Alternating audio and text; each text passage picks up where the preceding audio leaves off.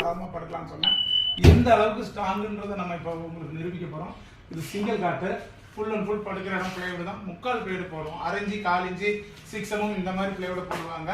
அந்த மாதிரி பிளேவுடுகளை நம்ம என்றைக்குமே டச் பண்ணுறதில்ல.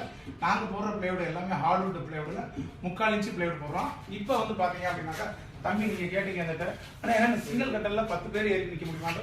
ஒரு சின்ன ஒரு எக்ஸாம்பிளுக்கு ஒரு 3 பேர்த்த ஏறி நின்று காமிக்கிறேன். இது பாருங்கள் 1 2 3 4 5 சட்டம் போடுறோம். இந்த 5 சட்டத்தில் எந்த அளவுக்கு ஸ்ட்ராங் இருக்குன்றத பாருங்கள் இருக்கு. ஒவ்வொரு சட்டத்துலையும் ஒரு ஆள் இல்லை 3 ஆள் ஒரு ஆள் சட்டத்தில் நிற்கலாங்க. இதுதான் இந்த கட்டலோட ஹைலைட்டு. ஏன் அப்படின்னாக்கா எங்களோட கண் பார்க்க நாங்கள் செய்கிறதுனால எங்களுக்கு எந்த அளவுக்கு மக்களுக்கு தரத்தை கொடுக்குறோம், எந்த அளவுக்கு குவாலிட்டியை கொடுக்குறோன்றது எந்த இடத்துலையுமே எங்களுக்கு வந்து டவுட்டுன்னு கிடையாது. அந்த டவுட் இருந்துச்சுன்னா அது உங்களுக்காக தான் இருக்கும். அந்த டவுட்டு நிறைவேற்றுறதுக்கு தான் இந்த மாதிரி ஒரு டெமோவை காமிக்கலாம் உங்களுக்கு. இப்போ வந்து பார்த்தீங்க அப்படின்னாக்கா சோஃபா செட்டை ஸ்ப்ரே பார்த்துப்பாங்க. ஸ்ப்ரே எந்த அளவுக்கு குவாலிட்டியாக கொடுக்கும் வீடியோவில் பார்க்கலாம் வாங்க.